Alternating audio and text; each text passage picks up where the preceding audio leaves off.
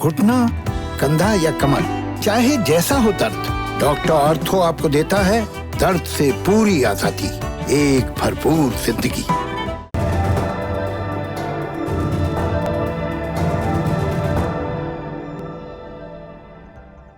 नमस्ते, मेरा नाम प्रतीक्षा है और आप देख रहे हैं दी लल्लन टॉप का इंटरनेशनल न्यूज बुलेटिन दुनियादारी।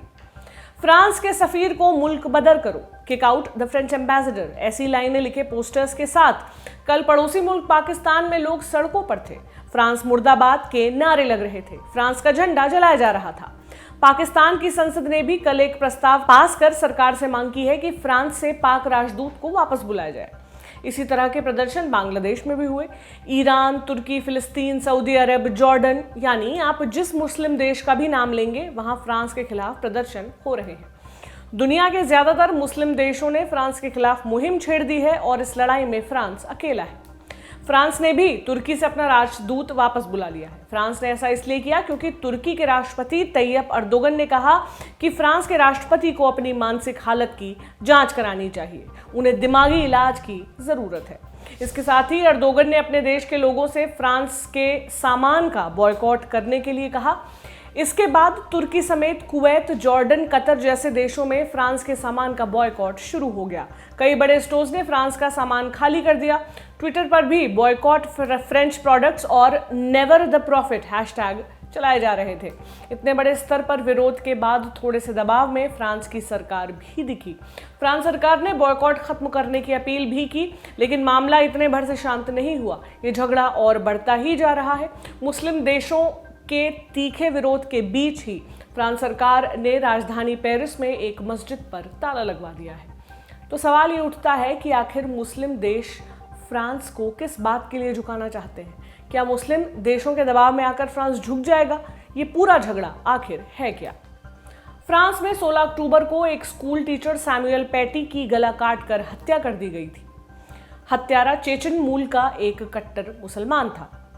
हत्या से पहले स्कूल टीचर सैमुअल पैटी के खिलाफ फ्रांस के मुस्लिम संगठन ऑनलाइन कैंपेन चला रहे थे, क्योंकि उसने अपने क्लास में पैगंबर मोहम्मद के वो कार्टून दिखाए थे जो कुछ साल पहले फ्रांस की एक मैगजीन शार्ली एब्दो ने छापे थे। मुस्लिम संगठन कार्टून दिखाने का विरोध कर रहे थे, इसलिए टीचर की हत्या को भी कुछ ने जायज बताया। इस हत्या से पहले भी फ्रांस के राष्ट्रपति कट्टर मुस्लिम संगठनों के खतरे की बात कर रहे थे। उन्होंने कहा था कि इस्लाम खतरे में है और एनलाइटन इस्लाम बनाने की जरूरत है। टीचर की हत्या के बाद राष्ट्रपति मैक्रों ने कहा कि फ्रांस में कार्टून दिखाए जाएंगे और अभिव्यक्ति की स्वतंत्रता को कमजोर नहीं होने दिया जाएगा। मुस्लिम देश इसी बात का विरोध कर रहे हैं। मुस्लिम देशों का कहना है कि पैगंबर मोहम्मद के कार्टून दिखाने का समर्थन करना इस्लामोफोबिया है। पाकिस्तान के पीएम इमरान खान ने इसी बात को इस्लाम पर हमला बताया है और राष्ट्रपति मैक्रों के इसी तरह के बयानों को लेकर तुर्की के अर्दोगन ने कहा है कि उन्हें इलाज की जरूरत है। ईरान का रिएक्शन ये आया है कि फ्रांस की ऐसी कवायदों से चरमपंथ बढ़ेगा। अब यहाँ दो बात और समझने वाली है। एक तो ये कि क्या फ्रांस वाकई इस्लामोफोबिया को बढ़ावा दे रहा है, और दूसरी बात यह कि क्या मुस्लिम देश वाकई आहत हैं या फ्रांस का विरोध किसी बड़ी राजनीतिक साजिश के तहत कर रहे हैं। मुस्लिम देश भले ही फ्रांस का विरोध कर रहे हों, लेकिन फ्रांस की सरकार को लगता है कि वो अपने संविधान की हिफाजत कर रही है। वो संविधान जिसकी बुनियाद 1789 की क्रांति में है। लिबर्टी, इक्वालिटी, फ्रेटर्निटी, ये 3 शब्द नहीं, फ्रांस के समाज का विजन है जो 1789 की क्रांति से अर्जित किया गया था, और फ्रांस का ये विजन दुनिया के कई और संविधानों में अडॉप्ट किया गया। तो ये कहने में गुरेज नहीं होना चाहिए कि एक लिबरल और बराबरी वाले समाज की नींव फ्रांस ने बहुत पहले ही डाल दी थी। 1905 में लाइसीते का कानून लागू किया गया। लाइसीते यानी सेक्युलरिज्म, जिसके तहत सरकार में चर्च के दखल पर रोक लगा दी गई। वही चीजें आज भी फ्रांस में चलती आ रही हैं।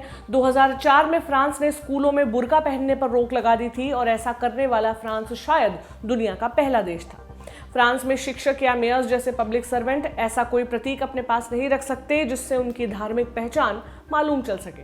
यानी फ्रांस का सेक्युलरिज्म सरकारी संस्थानों में किसी भी तरह के धार्मिक जुड़ाव की पाबंदी लगाता है, और यही दिक्कत शुरू होती है। फ्रांस में करीब 60 लाख मुस्लिम हैं, कुल आबादी का 9%।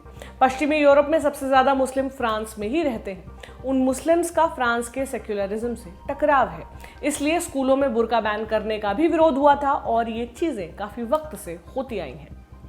इस तरह की पाबंदियों के बहाने फ्रांस में कट्टर मुस्लिम संगठन भी पनपे। पिछले एक दशक में फ्रांस में कट्टरपंथियों ने 50 से ज्यादा हमलों को अंजाम दिया है, जिसमें सबसे बड़ी घटना 2015 में शार्ली हेब्दो के दफ्तर पर हमला था। इसके बाद से फ्रांस में कट्टरपंथ चुनावी मुद्दा भी बन गया और सिक्योरिटी के वादों पर चुनाव लड़े जाने लगे। और यही बात आती है फ्रांस के मौजूदा राष्ट्रपति इमैनुअल मैक्रों की। 2017 में जीत के बाद मैक्रों ने ज्यादातर हिजाब पर पाबंदियों जैसे शब्दों पर चुप्पी रखी। वो इस तरह के विवाद में नहीं पड़े, लेकिन अब फ्रांस में 18 महीने के बाद ही राष्ट्रपति का चुनाव है और उनका मुकाबला दक्षिणपंथी नेताओं से है। हाल ही के ओपिनियन पोल के मुताबिक दक्षिणपंथी नेता मैरिन ले पेन को आतंक के खिलाफ लड़ने में फ्रांस की जनता ने सबसे भरोसेमंद नेता माना है।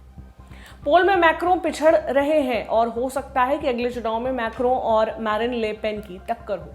तो कट्टरपंथियों पर लगाम और सिक्योरिटी को लेकर मैक्रों फ्रांस की जनता का भरोसा जीतना चाहते हैं और इसलिए वो अपनी विचारधारा में सेंटर से राइट की तरफ जा रहे हैं। कुछ जानकारों का कहना है कि टीचर की हत्या पर मैक्रों ने ओवर रिएक्ट किया और ये आग में घी की तरह काम करेगा। जो भी हो, मैक्रों कह रहे हैं वो अपने इरादे से पीछे नहीं हटेंगे। अब दूसरे पक्ष पर आते हैं। फ्रांस के खिलाफ जंग छेड़ने वाले मुस्लिम देशों की अगुवाई कर रहा है तुर्की। तुर्की के राष्ट्रपति अर्दोगन ने मुस्लिम देशों की नेतागिरी का ये बड़ा मौका हाथ से जाने नहीं दिया और इस विरोध में भी राजनीति है। राजनीति इसलिए क्योंकि उइगर मुस्लिमों के खिलाफ चीन की सरकार हर तरह की ज्यादती करती है, लेकिन कोई भी मुस्लिम देश मुखर होकर चीन का विरोध नहीं करता। वजह यह है कि मुस्लिम देशों के साथ चीन के कारोबारी रिश्ते हैं और कोई भी अपना नुकसान नहीं करना चाहता। लेकिन फ्रांस वाले मामले में अब बात दूसरी है। फ्रांस और तुर्की की अदावत लंबी है। दोनों नाटो यानी नॉर्थ अटलांटिक ट्रीटी ऑर्गेनाइजेशन के सदस्य होने के बावजूद एक दूसरे के दुश्मन हैं। सीरिया में जब तुर्की कुर्द सेना के खिलाफ अभियान चला रहा था तो फ्रांस उसके विरोध में था। लीबिया में फ्रांस और तुर्की एक दूसरे के खिलाफ थे और एक झगड़ा मेडिटेरेनियन सी में चल रहा है। साइप्रस के पास समंदर से गैस निकलने को लेकर ग्रीस और तुर्की में झगड़ा है। इस झगड़े में ग्रीस को सीधा सीधा फ्रांस का समर्थन है, तो ये बात तुर्की को अखरती है। अजरबैजान और आर्मेनिया वाले युद्ध में भी फ्रांस ने तुर्की के दखल का विरोध किया था। तुर्की ने सीरियाई लड़ाके अजरबैजान में भेजे हैं, ये बात भी फ्रांस ने कही थी। तो कुल मिलाकर तुर्की के राष्ट्रपति कई दिनों से फ्रांस के खिलाफ अपना गुस्सा दबाए बैठे थे और जब मौका मिला तो मुखर होकर फ्रांस का विरोध शुरू कर दिया। सामान के बॉयकॉट की बात कह दी और पाकिस्तान सरीखे जो मुस्लिम देश तुर्की की रहनुमाई कबूल कर चुके हैं, उन्होंने भी फ्रांस का विरोध शुरू कर दिया। अब सवाल ये है कि क्या मुस्लिम देश फ्रांस को झुका पाएंगे? अर्थशास्त्रियों के मुताबिक बॉयकॉट से फ्रांस का ज्यादा नुकसान नहीं होने वाला है। ऐसी मुहिम पहले भी चलाई गई है, लेकिन अल्पकालीन ही रही है। लगता नहीं है कि फ्रांस के राष्ट्रपति इस तरह के दबाव में आएंगे, इसलिए झगड़ा अभी और लंबा खिंचता दिख रहा है। जो भी नए डेवलपमेंट होंगे हम इस शो में आपको जरूर बताएंगे। ये था हमारा बड़ी खबर सेगमेंट। अब बढ़ते हैं सुर्खियों की तरफ। पहली सुर्खी अमेरिका से है। एमी कोनी बरेट ने सुप्रीम कोर्ट की जस्टिस के तौर पर शपथ ले ली है। शपथ ग्रहण के दौरान राष्ट्रपति डोनाल्ड ट्रंप भी मौजूद रहे। सेनेट ने 52-48 के अंतर से एमी बेरेट की नियुक्ति पर मुहर लगाई। उनकी नियुक्ति राष्ट्रपति डोनाल्ड ट्रंप की बड़ी जीत मानी जा रही है। एमी बेरेट पर रूढ़िवादी होने के आरोप लगते हैं। डेमोक्रेटिक पार्टी उनकी नियुक्ति के विरोध में थी। पार्टी के राष्ट्रपति पद के उम्मीदवार जो बाइडेन ने इस नियुक्ति को अविश्वसनीय और जल्दबाजी में लिया हुआ फैसला बताया गया है। दूसरी सुर्खी इटली से है। कोविड-19 की दूसरी लहर को रोकने के लिए लगाए गए प्रतिबंधों के खिलाफ देश भर में हिंसक प्रदर्शन शुरू हो गए हैं। मिलान और तुरिन में पेट्रोल बम फेंके जाने की खबर है। मिलान में पुलिस को आंसू गैस के गोले छोड़ने पड़े। सरकार ने शाम 6 बजे के बाद रेस्टोरेंट, बार, जिम और सिनेमा हॉल बंद करने का आदेश जारी कर दिया था। नए प्रतिबंध 24 नवंबर तक लागू रहेंगे। यूरोप के कई देशों में कोरोना के नए मामलों में तेजी आई है। फ्रांस और स्पेन ने भी अपने यहां कर्फ्यू लगाने का ऐलान किया है। आज की तीसरी सुर्खी पाकिस्तान से है। पेशावर में एक मदरसे पर हुए बम हमले में कम से कम 7 लोगों की मौत हो गई है, जबकि 100 से अधिक लोग घायल हुए हैं। 5 की हालत गंभीर है। मरने वालों की उम्र 20 से 40 साल के बीच है। अल जजीरा की रिपोर्ट के मुताबिक विस्फोटक एक बैग में लाकर मदरसे के अंदर रखा गया था। इस हमले की जिम्मेदारी बलोच लिबरेशन आर्मी ने ली है। ये संगठन बलोचिस्तान से ऑपरेट करता है और पाकिस्तान से आजादी की मांग करता रहा है। ये थी आज की सुर्खियां। अब बारी है तारीख सेक्शन की। आज है 27 अक्टूबर। इस तारीख का संबंध एक धमकी से है जिससे घबराकर एक प्रधानमंत्री को इस्तीफा देना पड़ा और एक तानाशाह के सत्तासीन होने का रास्ता साफ हो गया। ये उस नेता की कहानी है जिसने हिटलर को प्रोपेगेंडा का इस्तेमाल करना सिखाया था। ये कहानी है बेनितो मुसोलिनी की। मुसोलिनी ने बतौर टीचर अपने करियर की शुरुआत की, बाद में वो पत्रकार बन गया। पहले विश्व युद्ध में जंग के मैदान में उतरा, घायल होकर 7 महीने तक अस्पताल में भी रहा। इस लड़ाई में इटली तबाह हो गया था। इटली के 6 लाख सैनिक मारे गए थे। बाजार में खाने पीने के सामान की भारी किल्लत थी। जनता राजा के खिलाफ हो गई। 1919 के साल में मुसोलिनी ने फासिस्ट पार्टी बनाई। ये गुंडई करने वालों का एक गैंग भर था जो इटली की आलोचना करते, उन्हें ये लोग पीटते और कभी कभी जान ले लेते। सरकार को लगा कि ये हमारा काम आसान कर रहे हैं। उन्होंने फासिस्टों की हरकत को नजरअंदाज कर दिया और इसी वजह से फासिस्ट लगातार ताकतवर होते गए। अक्टूबर 1922 मुसोलिनी ने धमकी दी कि उसकी पार्टी के 3 लाख लोग राजधानी रोम में मार्च करेंगे और सरकारी ऑफिसों पर कब्जा कर लेंगे। 27 अक्टूबर को पहला रिजल्ट आ गया। मुसोलिनी की धमकी से घबराए प्रधानमंत्री लुइजी फाक्ता ने अपना इस्तीफा सौंप दिया, लेकिन सरकार चलाते रहे। 28 अक्टूबर को फासिस्ट रोम पहुंचने लगे। लुइजी फाक्ता राजा विक्टर इमैनुअल तृतीय के पास गए। शहर में कर्फ्यू लगाने की गुजारिश की ताकि फासिस्टों का मोर्चा रोका जा सके। राजा को सिविल वॉर का अंदेशा था, उन्होंने कर्फ्यू लगाने से मना कर दिया। मुसोलिनी ने 3 लाख फासिस्टों को सड़क पर उतारने की धमकी दी थी। हकीकत में पूरे इटली में इतने फासिस्ट थे ही नहीं। उस दिन रोम में लगभग 16,000 ने मार्च किया था। खुद मुसोलिनी इस मार्च में हिस्सा लेने नहीं आया था। वो मिलान में अपने दफ्तर में बैठा हुआ था। उसने अपनी कार तैयार कर रखी थी ताकि प्लान फेल होने की स्थिति में वो स्विट्जरलैंड भाग सके। उसकी नौबत नहीं आई। राजा ने अगले ही दिन मुसोलिनी को कैबिनेट बनाने के लिए बुला लिया। 31 अक्टूबर 1922 को बेनिटो मुसोलिनी इटली का प्रधानमंत्री बन गया। उसके बाद उसने इटली को अपने इशारों पर नचाया। आगे की कहानी प्रोपेगेंडा वाली तानाशाही का एक उदाहरण बन गई। ये था आज का दुनियादारी शो। विश्व कविता में आज आपको सुनाते हैं वॉल्ट विटमैन की कविता।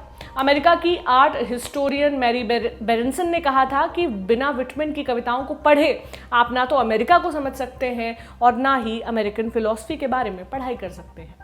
19वीं सदी के वॉल्ट विटमैन अमेरिकी साहित्य में उनका बड़ा नाम है। अगर आपने 1989 में आई Hollywood film Dead Poet Society देखी है तो आपको याद होगा कि उस मूवी में स्कूल के इंग्लिश टीचर कीटिंग अपने स्टूडेंट से कहते हैं कि आप लोग मुझे ओ कैप्टन, माय कैप्टन कहकर बुला सकते हैं। ये ओ कैप्टन, माय कैप्टन दरअसल विटमैन की इसी नाम से आई कविता से लिया गया था जो उन्होंने अमेरिकी राष्ट्रपति अब्राहम लिंकन की हत्या पर लिखी थी। आइए सुनते हैं उनकी कविता मैंने बाजी नहीं लगाई, जिसका हिंदी अनुवाद किया है केदारनाथ अग्रवाल। मैंने बाजी नहीं लगाई उन चिड़ियों से जो गाती हैं मीठे स्वर से। मैंने अपनी होड़ लगाई है उड़ने से और दूर तक मंडराने से। शेन, समुद्री पक्षी मेरा मन हरते हैं इतना ज्यादा जितना ज्यादा मैना और महोख नहीं मेरा मन हरते। मैंने जाना नहीं कुहकना, स्वर ठहराना, वह चाहे जितना अच्छा हो। मैंने जाना है बस उड़ना, आजादी से उड़ना, उड़ना स्वेच्छा से, साहस से, बल से मुग्ध मगन मन उड़ना।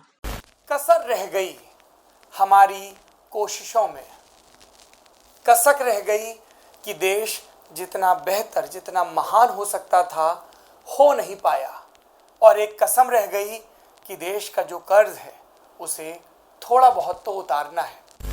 भावुकता का लबादा ओढ़कर बोलता तो यूं बोलता, लेकिन बात सीधी है तो सच्चे ढंग से आप तक कही जानी है। लल्लन टॉप लेकर आया है एक नया प्लेटफॉर्म, तेरा तुझको अर्पण। ये प्लेटफॉर्म उन सब भारतवासियों के लिए है जो भारत से दूर किसी दूसरे देश की जमीन पर हैं, कभी पढ़ाई के लिए, कभी नौकरी के लिए।